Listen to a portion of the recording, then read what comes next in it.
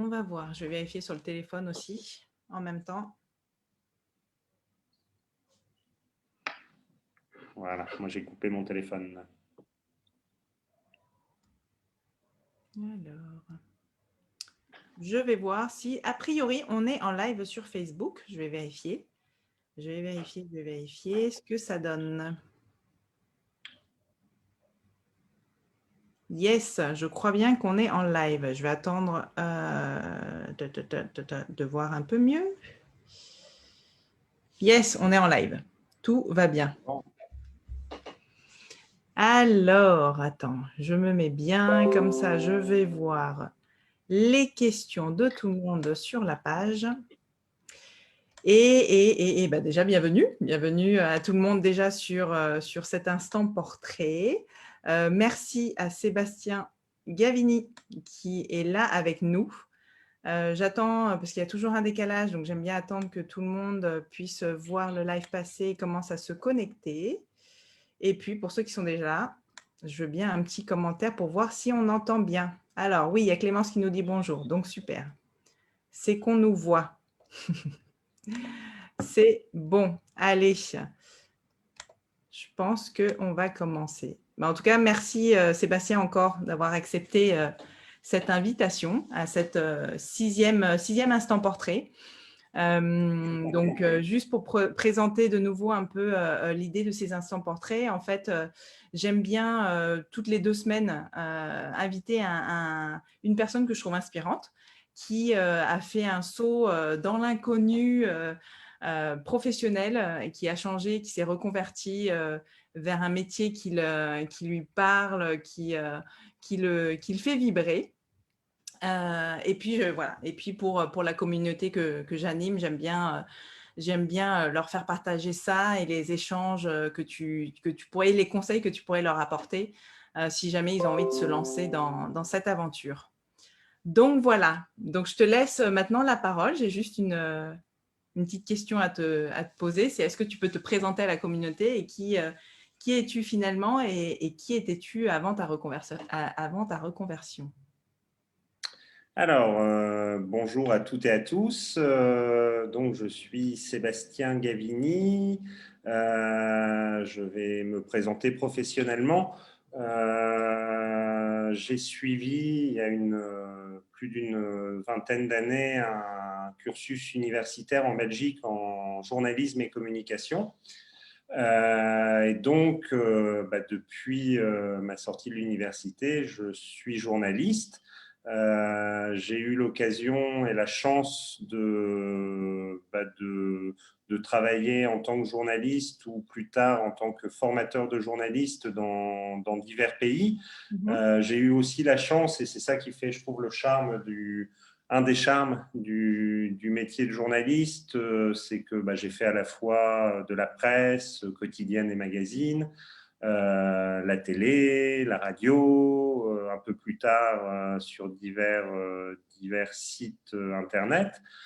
Voilà, donc en tant que journaliste, j'ai pas mal travaillé en Afrique, au Maroc, au Sénégal, à Madagascar, en Éthiopie, au Burkina et aujourd'hui en Côte d'Ivoire où je vis avec ma petite famille depuis 5 ans maintenant. Ok. J'ai travaillé aussi dans plusieurs pays européens. J'ai longtemps travaillé en Italie pour la télé italienne et puis après j'ai réalisé des documentaires en Italie. Voilà, donc ça c'est ma première casquette professionnelle. Alors comme beaucoup de journalistes aujourd'hui, puisque je suis indépendant, Ouais. comme beaucoup de journalistes indépendants, ça fait un petit bout de temps que je fais aussi beaucoup de com. Au sens large, alors que ça soit des films d'entreprise, des journaux d'entreprise, des rapports d'activité, voilà, tout type de support de communication pour des entreprises. Et puis, depuis maintenant 6-7 ans, je suis aussi devenu guide de randonnée. Ok. Comment tu es J'ai arrivé suivi une à… formation. Ouais, pardon, excuse-moi. Comment tu es arrivé justement au fait de te lancer en tant que guide de randonnée, en tout cas faire cette formation? Qu'est-ce qui t'a animé? Bon, je fais de la randonnée depuis très très longtemps, depuis que je suis gamin. Ok, Et puis, ben, c'est justement ces 4 années que j'ai passées en Italie. C'était dans le nord de l'Italie, en vallée d'Aoste, donc dans les Alpes italiennes, de l'autre côté du Mont Blanc. mhm, Et pendant ces 4 ans, j'ai énormément travaillé en tant que journaliste, mais avec des guides de randonnée, puisque je faisais beaucoup de sujets montagne. Et donc, j'étais à chaque fois accompagné par des guides. Et c'est en travaillant avec ces personnes que l'idée m'est venue d'un jour devenir aussi guide de randonnée. Déjà à l'époque, j'avais fortement envie d'échanger ma caméra avec eux et qu'ils prennent ma place et que moi mhm. je prenne la leur. Donc quelques années après, même une petite dizaine d'années après, en Belgique, à Bruxelles, j'ai découvert une formation de 2 ans Ok. de guide de randonnée essentiellement dans les Ardennes belges. Donc Mhm. j'ai suivi cette formation pendant 2 ans. La première année, c'était assez intense parce que bah, j'avais ma petite famille, j'avais encore enfin, je travaillais. Et puis il fallait suivre cette formation. Alors c'était assez bien aménagé puisque c'était essentiellement les week-ends et les très longs week-ends. Voilà, et puis pendant les périodes de vacances. Mais c'était une année assez intense. La deuxième année était un peu plus, entre guillemets, relax, parce que là, c'était vraiment de l'organisation de randonnée, l'écriture d'un mémoire et puis la défense du mémoire devant un jury, mais plus de cours à proprement parler, donc c'était un peu plus léger au niveau Ouais. emploi du temps. Donc, au bout de 2 ans, je me suis retrouvé avec ce diplôme de guide de randonnée. J'ai commencé à organiser quelques randonnées en Belgique et dans le nord de la France, puisque je suis Ok. originaire du nord de la France. Et puis, on est parti avec ma petite famille s'installer en Côte d'Ivoire. Et arrivé à Abidjan, je me suis rendu compte qu'il n'y avait pas ou très très peu de propositions de guides de randonnée. Donc j'ai Mhm. monté ma petite structure ici et voilà, depuis 5 ans, régulièrement, 1 ou 2 fois par mois, j'organise des randonnées. Bah aujourd'hui, je peux dire aux 4 coins du pays. Alors j'ai commencé autour d'Abidjan Mhm. et puis après, ça c'est le rayon d'action, c'est petit à petit agrandi. Donc voilà, ça c'est ma deuxième casquette professionnelle. Et puis la troisième casquette professionnelle, je suis devenu apiculteur. Donc Ok. je produis du miel en Côte d'Ivoire. Et puis je forme maintenant depuis 2 ans, je forme avec mon collègue avec qui j'ai monté la petite structure de production de miel. On forme beaucoup, de plus en plus de personnes, de villageois essentiellement à l'apiculture. Voilà, donc Ok. on a à la Génial. fois notre production de miel et puis les formations qu'on dispense un petit peu partout en Côte d'Ivoire. Alors, même chose, ça c'est arrivé un petit peu plus, c'est arrivé en Côte d'Ivoire, cette envie. Je connaissais déjà un Mhm. petit peu l'apiculture grâce à des amis apiculteurs en Europe. Mais c'est arrivé en Côte d'Ivoire que je me suis formé avec Mathieu, l'Ivoirien qui m'a formé et avec qui j'ai monté la structure aujourd'hui de production de miel. Et c'est une activité qui aujourd'hui, je pense que c'est celle qui me prend le plus de temps dans les J'imagine, ouais. trois activités que je mène. C'est vraiment celle qui prend le plus de temps aujourd'hui et qui se développe le plus. Quoi. Ok. Ok. Génial. Walou. Génial. Du coup, par rapport au partage que tu nous fais, j'entends que déjà pour la rando, c'était quelque chose qui t'animait et c'était une passion. Est-ce qu'on peut dire que c'était peut-être une passion déjà enfant que tu as voulu mettre en lumière professionnellement après? Est-ce que c'est Ouais, ouais, enfant, je sais pas, mais en tout cas, ouais, depuis que je suis étudiant, en tout cas, ouais, c'est vraiment une passion. C'est-à-dire que la plupart de mes voyages à l'époque étaient guidés par la randonnée. ok, Ouais, c'est vraiment un truc que je pratiquais énormément et qui me prenait pas mal de temps. Et puis, je pense que le guide de randonnée, il y a deux facettes. Il y a la facette sportive et naturelle, mhm, d'abord de bien aimer cet effort physique qu'est la randonnée, de beaucoup aimer la nature. Mais après, il y a une autre facette, c'est de bien aimer parler, de raconter des histoires aux gens, quoi. Et ça, ça, grâce au journalisme et à la communication, j'avais déjà ce savoir-faire. mhm. Voilà, donc j'avais déjà avant de suivre la formation, cette compétence de pouvoir déjà, comme dans toute activité, de pouvoir communiquer sur cette Tout activité. à fait. Ouais.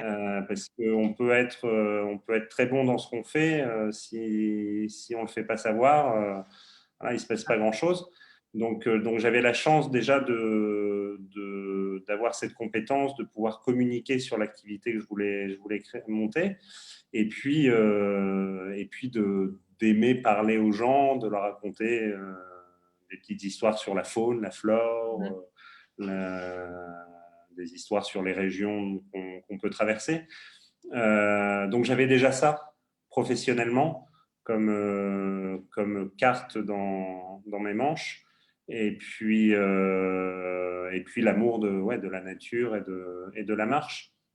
En plus, quand je me suis formé, enfin quand j'ai suivi la formation en Europe, c'était une activité qui est toujours en plein boom. Mhm. Ça séduit de plus en plus de monde. Et arrivé en Côte d'Ivoire, bon, bah là, c'était carrément un terrain vierge Complètement, ouais. où je savais qu'il y avait un terreau de développement à travers les étrangers qui vivent en Côte d'Ivoire et qui connaissent déjà un petit peu la randonnée. Après, Mhm. le gros défi, c'était d'amener aussi les Ivoiriens à cette activité, quoi, petit à petit. Mais en tout cas, pour revenir à ta question de départ, ouais, c'est un truc qui me trottait dans la tête depuis très très longtemps. Et c'est vraiment les 4 ans en Italie à travailler régulièrement en montagne, en moyenne et haute montagne avec des guides c'est cette expérience de 4 ans qui m'a ouvert les yeux et qui m'a donné vraiment l'envie de trouver à un moment ou à un autre la solution pour devenir aussi guide de randonnée, quoi. Parce Et que c'est... ouais, pardon, vas-y, continue. Non, non, c'est bon. Vas-y, Non, en du prie. coup, je me disais, bah, justement, tu nous avais partagé tout à l'heure que lorsque tu étais justement en Italie et que tu avais rencontré ces guides de rando, il y avait quelque chose qui te poussait à y aller, mais c'est seulement 10 ans après que tu t'es lancé. J'ai envie de te poser la question, qu'est-ce qui a changé entre avant et puis 10 ans après? Euh, Deux choses. La première, c'était peut-être pas encore à l'époque complètement clair dans mon esprit, le fait de vouloir devenir guide. C'est quelque chose qui me plaisait, mais c'était pas. Voilà. Et puis surtout, ce qui se passait, c'est que je m'éclatais professionnellement en tant que journaliste et Ouais. que j'avais pas forcément ni le temps ni l'envie de faire autre chose tout de suite. Mhm.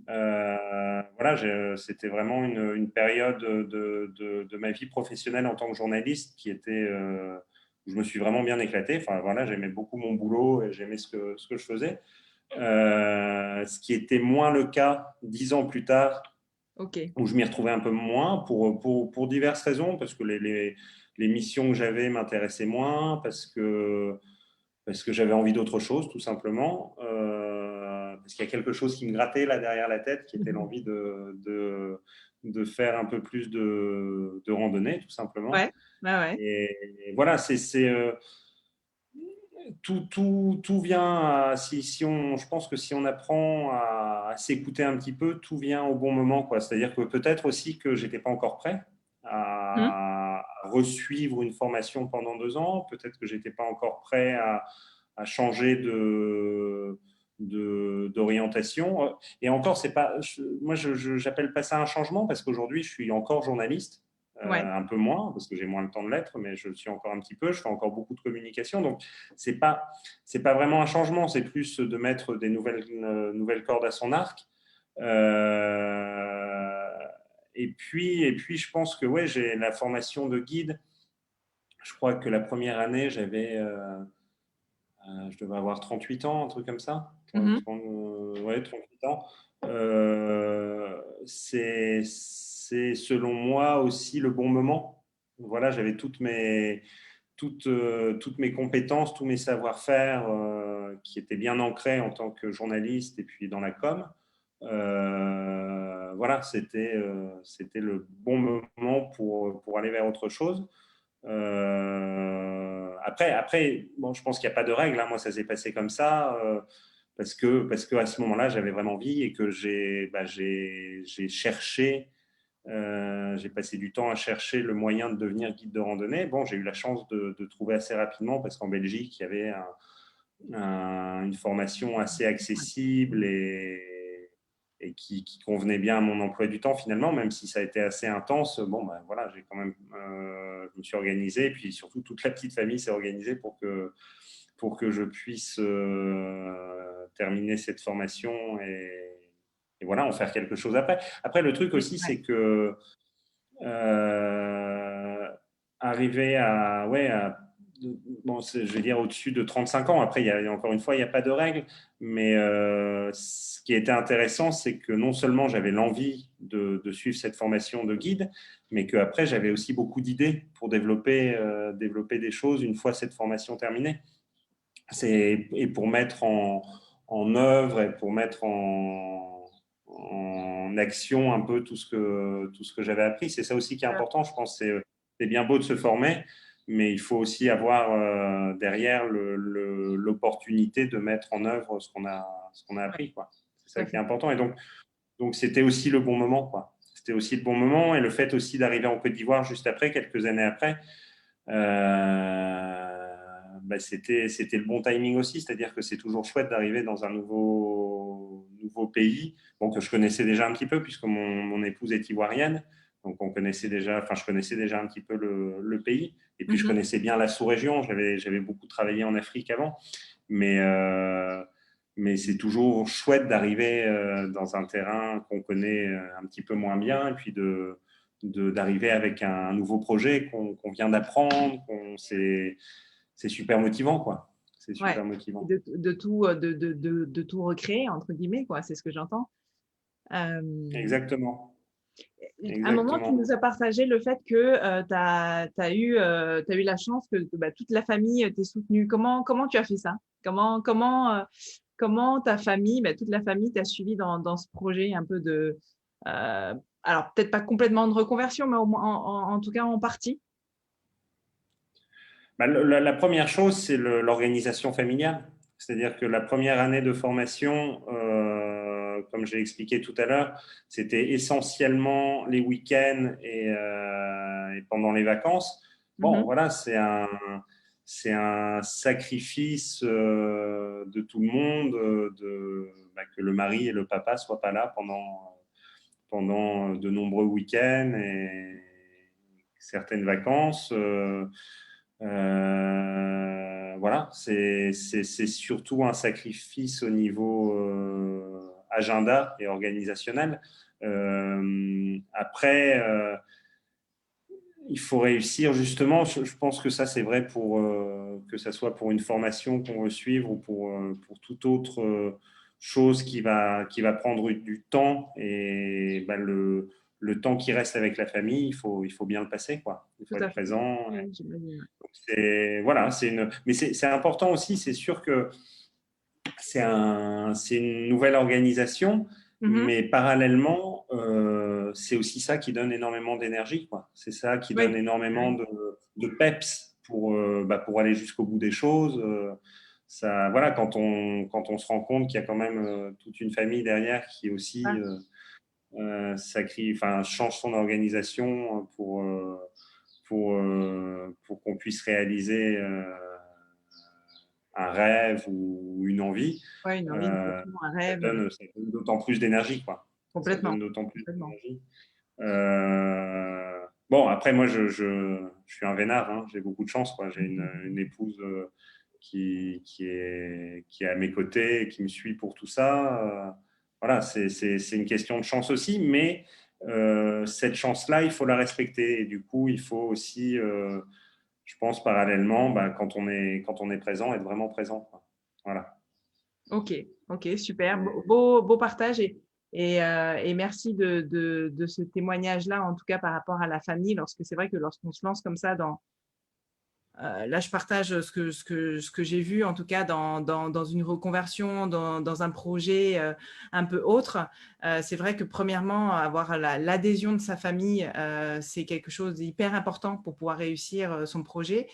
Et de ne pas oublier de rendre, de redonner et de remercier cette adhésion par une présence quand on est là, par un soutien, ouais, complètement. Donc, merci de ce partage-là. J'ai envie de te demander, donc là, j'entends que quand même tu t'es lancé assez facilement parce que tu sentais que c'était le bon moment de te lancer en tant que guide dans ta formation de guide de randonnée, etc. Et comment, parce que j'ai des personnes les personnes dans ma communauté vont sûrement te demander, mais finalement, comment tu savais que c'était le bon moment et pas 10 ans en arrière que c'était le bon moment, tu vois? Comment tu savais à ce moment-là que c'était le bon moment pour toi? Encore une fois, je pense que il faut s'écouter un petit peu, quoi. Moi à ce moment-là, encore une fois, je m'éclatais beaucoup moins professionnellement. Donc, dans ces cas-là, il y a pas 36 solutions. Soit on accepte et on se résigne à moins s'éclater professionnellement et on continue son petit bonhomme de chemin, ce qui est, voilà, chacun son. Tout à fait, ouais. Moi, c'était pas possible. Ok. C'était pas possible. Ça faisait quelques années que vraiment, et encore, c'était pas complètement désagréable non plus. C'est-à-dire que il y a énormément de métiers bien pires que ceux que j'ai, bien plus difficiles ou bien plus ennuyants que ceux que j'ai pu faire. Mais le fait est que ça m'a éclaté beaucoup moins. J'avais la chance de. Moi, je pense que la grosse chance que j'ai eue, c'est d'être indépendant depuis longtemps. Et donc, l'indépendance fait que on a moins peur de se lancer dans des nouveaux projets parce que de toute façon, c'est toujours des nouveaux projets, l'indépendance. Voilà, Oui, on est c'est vrai. toujours obligé de se Complètement. renouveler, de trouver des nouveaux clients, de d'essayer des nouvelles choses parce que tout va très vite et puis parce qu'on n'a aucune sécurité finalement de l'emploi, donc il faut toujours se renouveler. Et ça a été une chance pour moi parce que du coup, j'ai vraiment pas eu peur de me lancer dans une nouvelle aventure. Ça a été la même chose avec l'apiculture ici. Euh, c'est peut-être un peu un cliché ce que je vais dire, mais c'est vrai, la peur est très très mauvaise conseillère. Ouais. Euh, Justement, je vois une question. Ah, il y a Clémence qui demandait, est-ce que vous avez eu des peurs, des craintes en te lançant? Est-ce que tu as eu des peurs et des craintes en te lançant? Mais tu as un petit peu répondu déjà. Et non, ouais. un petit peu certainement, ouais. Il y a les premières randonnées, on se demande si ça va marcher. Les premières formations en apiculture qu'on a pu donner, c'est parce que c'est les premières, donc c'est la peur de la première fois. Mais sinon, globalement, et sur la pertinence de ce que Mhm. j'étais en train de mettre en place, non. Non, parce que voilà, c'est ce que j'avais envie de faire, quoi. C'est ce que j'avais envie de faire. Moi, c'est pour reprendre tout à l'heure ce qu'on disait, par exemple, avec la famille et le fait que ça change un peu l'organisation, tout ça. Moi, dans tout ce que j'ai pu mettre en place pour l'instant et ce que je continue à mettre en place, mon plus grand bonheur, c'est de montrer à mes enfants que c'est possible. Ouais. Voilà, que c'est possible. Génial. Quand on a quelque chose quand on a une envie, quand il y a pas de limite, quoi. Il n'y a pas de limite, il n'y a pas de. Les seules limites, on les crée nous-mêmes, quoi. On les crée nous-mêmes. À partir du moment où on les retire, c'est Ah, j'ai l'impression. peur et Ça fausses y est, barrières. Tout est possible, quoi. Tout est possible. En fonction forcément des cartes qu'on a en main. Hein. Je ne dis pas que tout le monde peut devenir boulanger demain ou tout le monde peut tout à devenir fait. guide de randonnée demain. C'est pas ça. Mais en fonction des cartes qu'on a dans les mains, voilà, il y a plein de choses possibles. En plus, on est aujourd'hui, je trouve, dans une époque. Alors, c'est forcément plus facile en Côte d'Ivoire, je pense, qu'en Europe. Parce que bah, c'est plus facile de créer des choses ici, c'est plus facile de se lancer. Et surtout, ça fait moins peur parce que de toute façon, on est dans un pays, moi, je sais plus quel est le pourcentage exact, mais je crois qu'il y a plus de 80% des gens qui n'ont pas de compte en banque ici. Mm. Donc, ça fait relativiser un petit peu sur la vie, quoi. C'est-à-dire de se dire, bon, bah, on peut essayer des choses, on peut se lancer. Et je trouve qu'aujourd'hui, c'est même le cas en Europe, c'est-à-dire que là, il n'y a plus de sécurité de l'emploi. Enfin, en tout cas, selon moi, c'est de moins en moins vrai. On a se mettre des barrières parce qu'on a peur de perdre son CDI ou on a peur de perdre, enfin voilà, de perdre ses avantages professionnels, c'est plus vrai. Pour moi, en tout cas, c'est plus vrai. C'est-à-dire qu'on peut se faire virer du jour au lendemain. Voilà, il peut se passer beaucoup de choses qu'on maîtrise finalement plus du tout. Ce qui fait que bah, ça ne sert à rien du coup de se mettre des barrières, quoi. À partir du moment où la donne est qu'il peut tout arriver, autant en profiter. Et puis, bah, Et faire ce qui nous plaît, ce qui nous fasse vibrer. après, je dis pas il faut pas foncer tête baissée. Ça, c'est pas. Oui, d'accord. Enfin, Ouais, tout à son fait. caractère. Mais moi, c'est pas comme ça que je vois les choses. C'est-à-dire que il faut vraiment profiter des cartes qu'on a dans les mains. Il faut se renseigner et chercher des solutions pour arriver là où on veut arriver. Voilà, moi, encore une fois, ça a pris quelques semaines ou quelques mois avant que je trouve la bonne formule pour suivre une formation de guide de randonnée. Je ne me suis pas acheté comme ça Tout à fait. en me disant, allez, ça y est, c'est parti, je peux organiser des randonnées ou quoi que ce soit.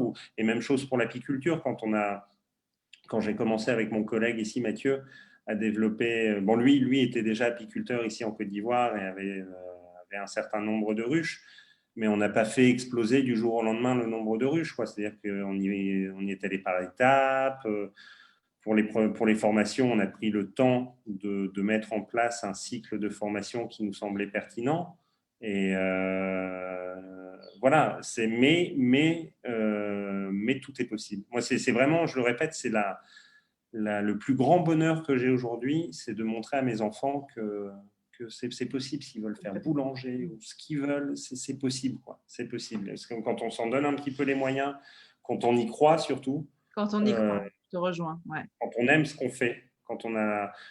Moi, il y a un truc que je trouve terrible aujourd'hui, c'est que Ah, une énorme population sur cette planète qui n'est pas heureux Attends, je pense que c'est de ma faute s'il y a. Voilà. Un énorme pourcentage de la population sur la planète qui n'est pas forcément heureux de son activité professionnelle. Et c'est terrible, quoi. C'est terrible de passer autant de temps à des trucs qu'on n'a pas envie de faire, quoi. ouais. Donc, bon, après, voilà, je suis pas, c'est comme ça. Il y a les réalités économiques font que bah, parfois, on n'a pas le choix, même souvent, on n'a pas le Autrement, tout choix. à fait. Ouais. Mais ça vaut le coup quand on peut, quand on a le temps et la possibilité de se poser la question, ça vaut le coup de se la poser quand même et de se dire bon, bah, est-ce que vraiment j'ai envie de continuer comme je suis en train de faire ou est-ce que j'essaye autre chose? Et si on se pose la question, c'est que ça vaut le coup d'essayer de trouver une solution pour changer son fusil d'épaule et se faire un petit peu plus plaisir, quoi. Ouais. C'est possible en tout cas. C'est possible. On est dans un monde aujourd'hui où on peut communiquer facilement, ou alors c'est moins vrai depuis un an, mais où normalement on peut voyager un peu plus facilement qu'il y a longtemps, quoi. Enfin, Ouais, tout à fait. qu'il y a quelques décennies. Donc, puis on est tous connectés, donc on peut se renseigner, on peut voir ce qui se passe dans un domaine qu'on aime bien, on peut voir ce que font d'autres personnes et voir si ça vraiment si c'est possible. Donc, il faut profiter de tout ça, quoi. Il faut vraiment Ouais. profiter de tout ça. C'est vrai C'est qu'actuellement, on est dans un monde où on peut, voilà, on peut se former, se renseigner, apprendre plein de choses, même gratuitement, parce qu'il y a plein de choses qui sont en ligne gratuitement.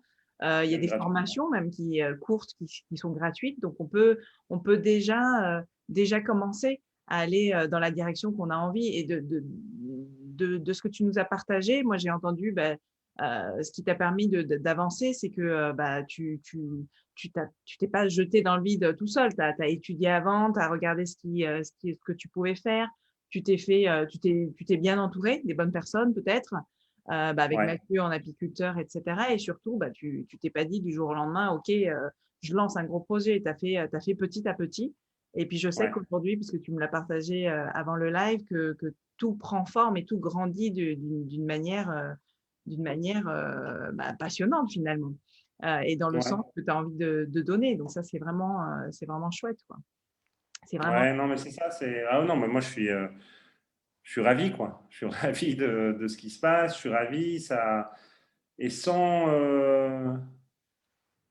voilà, en continuant à avoir plein de rêves, en continuant à essayer de développer plein d'autres, enfin plein, en tout cas d'autres projets. Mais, euh, mais c'est vrai que je trouve les deux choses vraiment essentielles, c'est d'essayer de ne pas avoir peur. C'est pas facile, hein. Je dis pas que Tout à voilà, fait. de dire il faut pas avoir peur, c'est une chose, mais de le réaliser, c'en est une autre, hein. On est dans des sociétés, dans des conditions qui font, puis il y a plein de choses qui peuvent faire peur, quoi. Mais c'est pas facile, mais en tout cas, essayer de faire un petit effort pour retirer des peurs. Et puis ouais, on a tous des talents. On a tous des talents, quoi. Tout à fait. C'est-à-dire Et que qu'on oublie souvent, qu'on vraiment, hein, oublie. enfin, je pense que c'est comme toi, hein, on a la chance d'avoir pas mal voyagé, d'avoir connu différentes réalités. Que ça soit à travers mon métier de journaliste, surtout à travers mon métier de journaliste, j'ai vu plein de gens différents et c'est ça qui est assez magique quand on est journaliste. Alors, sauf quand on est sur des thématiques un peu particulières, mais, D'accord. euh, mais en général, quand on rencontre des gens en tant que journaliste, c'est pour qu'ils nous parlent de leur talent, de leur passion, de ce Tout à qui fait. les anime, de ce qui. Et, euh, et moi, toutes ces années en tant que journaliste, bah, c'est ce que ça m'a apporté de me dire, mais tout le monde a son talent, quoi. Et n'importe où, dans n'importe quel. Enfin, pour donner un exemple, j'ai été dans mes premières années en tant que journaliste, j'ai travaillé dans le nord de la France pour La Voix du Nord, donc le Mhm. quotidien régional du nord de la France, dans la locale de Lens, qui est une petite, enfin une ville moyenne du nord de la France. Ça peut, comme ça, dit comme ça peut paraître pas super sexy pour un journaliste. On se voit plus au début de sa carrière dans des trucs un peu plus. Et je me suis éclaté parce que dans la région de Lens, quand on bosse pour un quotidien local, souvent on parle des initiatives locales. Mhm. Et, euh, et c'est là-bas que ça a commencé à m'ouvrir les yeux en me disant, mais on peut être n'importe où sur cette planète, tout le monde a son talent, tout le monde a son truc qu'il a envie de partager, qu'il a envie de mettre en avant. Et, euh, et donc voilà, c'est de peut-être, ça vient quand ça vient à 25, 35, 45 ans, même j'imagine à 60 ans. On voit aujourd'hui, hein, il y a des retraités Complètement. qui sont plus dans leur vie professionnelle, qui ont un peu plus de temps et puis qui se réalisent sur des nouveaux projets, quoi. Tout à Et fait. Ouais, ouais. on a tous des talents. On a tous des talents. Alors, je sais bien, hein, moi je me fais pas d'illusions, je sais bien que c'est loin d'être facile pour tout le monde et on n'a pas toujours la chance de pouvoir se dire, tiens, je vais changer de vie. Mais en tout cas, si on peut, c'est dommage de ne pas le faire, quoi. C'est même, c'est même pas très sport, je dirais, parce que quand on a la chance de pouvoir le faire, non, mais c'est vrai, voilà, quand on a la chance de pouvoir réaliser ses rêves et vivre ce qu'on a envie de vivre, il faut le faire, quoi. Il faut le faire parce que c'est un exemple pour les autres. Bon, déjà, c'est se réaliser soi-même et c'est super, quoi. Et puis, c'est un bon exemple pour les autres, quoi. Et je te rejoins sur ce que tu viens de dire là, concernant l'exemple pour les autres. C'est que finalement, moi, tu vois, le partage que je fais avec les personnes que j'accompagne, etc., à la fin du processus, ils se disent, au début, on a peur, on a plein de peurs. Alors toi, tu as de la chance que tes peurs ne te freinent pas, parce que comme tu le disais, peut-être tu étais indépendant depuis longtemps. Et finalement, tu avais l'habitude, tu avais ce mindset de changer, de recréer, voilà. En effet, peut-être que tes peurs étaient moindres, mais il y en a beaucoup, comme on avait dit au tout début aussi, qui sont des salariés, qui ont des postes quelquefois très importants. Et ça peut faire peur de lâcher voilà, quelque chose où on sait où on va, où on sait que a priori, ça devrait rester à peu près pareil financièrement, socialement, etc., pour se lancer dans une aventure qui nous parle plus. Et on a ces peurs, mais aussi on a cette peur du regard des autres et d'une personne qui pourrait dire ah non mais n'importe quoi, etc., etc. Et pour avoir accompagné énormément de personnes dans cette transition de vie, dans cette reconversion, le résultat final est toujours le même. En tout cas, il y a un constat, c'est finalement quand on travaille sur ses peurs, ses limites, ce que tu dis, ses craintes, on arrive à récupérer ce que tu nous as partagé du tout est possible en fait. Et c'est ça qui est extraordinaire, c'est que quand on a cette sensation du tout est possible déjà, entre guillemets, rien nous arrête. Et surtout, à la fin, tous me disent, ben, en fait, la peur du jugement, du regard des autres, finalement, je me rends compte que les personnes, justement, me partagent le contraire en disant, génial, merci de t'être lancé, c'est hyper inspirant, tu nous pousses, tu nous donnes envie, etc., etc. Et je te rejoins complètement sur ce point-là aussi. C'est-à-dire on a souvent, avant de se lancer, l'impression que les gens vont nous juger de manière plutôt négative.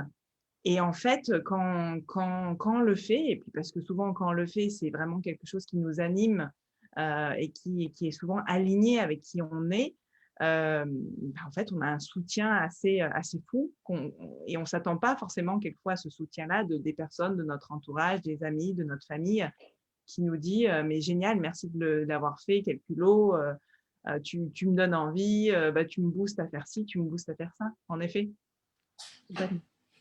Non, mais ça, c'est clair, euh, on est tous pareils, hein. On a tous des envies qu'on ne réalise pas forcément, on a tous des rêves, tout ça. Donc forcément, quand on croise quelqu'un qui essaye en tout cas de se donner les moyens de les réaliser, qui tente un truc et voilà, qui se laisse pas forcément arrêter par la peur,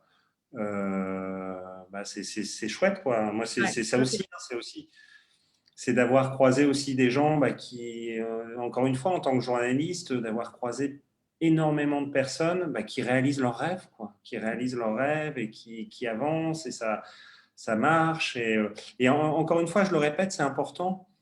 Il n'y a plus de sécurité. C'est pas vrai. Il y a plus on le voit bien depuis un an, tout ça. Donc il faut autant essayer justement de profiter de ça, de se dire de toute façon, moi, mon avenir professionnel, il n'est pas sûr. Donc, autant que, s'il ne doit pas être sûr, autant que ce soit avec quelque chose que j'aime bien faire, quoi. ouais, Et comme par magie, quand on fait quelque chose qu'on aime bien, ça se passe bien. exact. Voilà. Merci C'est pour. une règle un peu magique, comme ça, Ouais, qui gère le monde quand on y met de la bonne volonté, qu'on aime bien ce qu'on fait et qu'on le fait avec le cœur. En général, ça se passe bien. Et si ça ne se passe pas bien tout de suite, parce que ça arrive, hein, il y a des trucs, on se tout lance à dans fait, des, complètement. dans des projets où c'est peut-être pas le bon moment, c'est peut-être pas la bonne alchimie, mais ça se passera bien à un moment ou à un autre.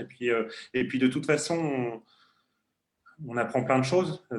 Encore une fois, c'est peut-être un cliché, mais c'est vrai, quoi. L'échec, ça aussi, ça apprend plein de choses. Il faut l'accepter, quoi, hein. Faut accepter de se planter. Il faut en tirer les bonnes leçons.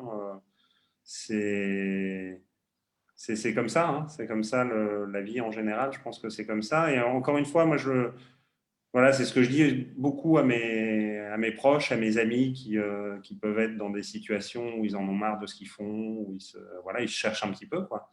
On a de la chance. On a de la chance déjà de pouvoir se poser la question. Donc, il faut en C'est profiter, ça, quoi. exactement, Profiter. Il y exactement, a parce que tout le monde ne peut énormément pas de se gens. Moi, poser cette je vois question-là. tous les jours, hein.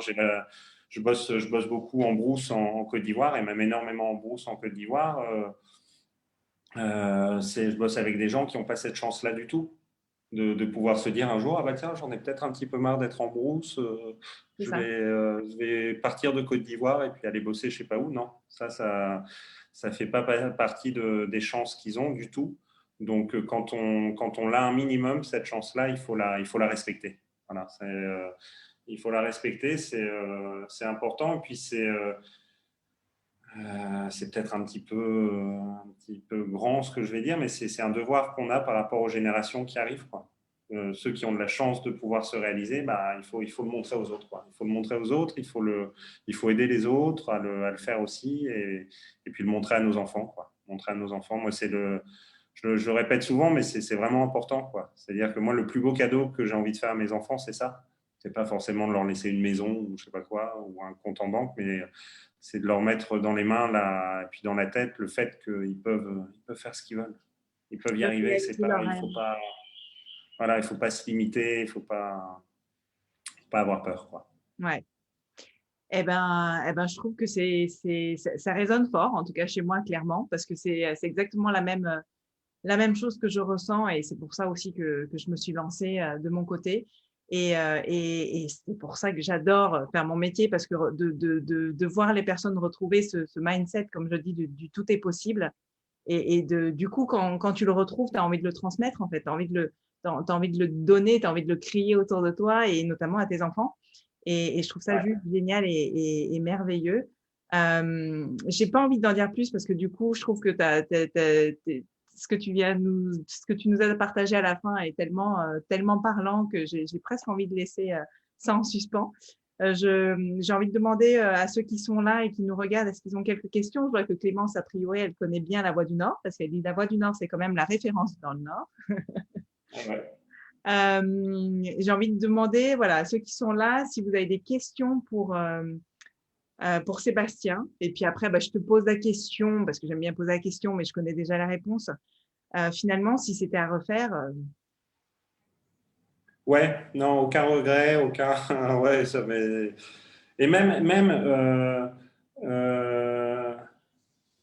euh, même le timing. Moi, je pense que les choses arrivent pour une raison. Après, on le regarde ou on le regarde pas, on l'écoute ou on l'écoute pas. Mais et c'est arrivé au bon moment. Voilà, c'est arrivé au bon moment. Peut-être qu'aussi toute la période où je me suis moins éclaté professionnellement en tant que journaliste, bah, c'est ça aussi qui m'a donné la motivation pour faire autre chose, hein. C'est-à-dire qu'il non, pour l'instant, le timing est pas mal, quoi. Et encore une fois, attention, hein, là j'en parle, je suis super content de raconter ce que je fais, c'est super et tout ça.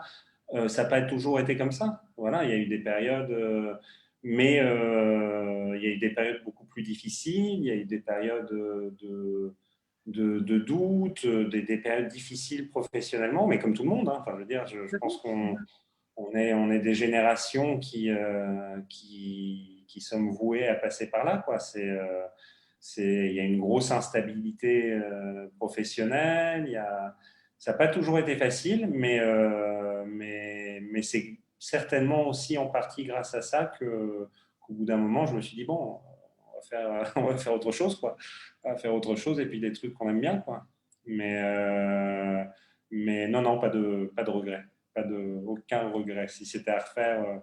Et même au-delà de ça, c'est même pas ça. C'est que ça me pousse à aller plus loin, du coup, ouais, à continuer d'autres choses, à essayer de mettre en place d'autres projets, à continuer à développer ceux qui sont là.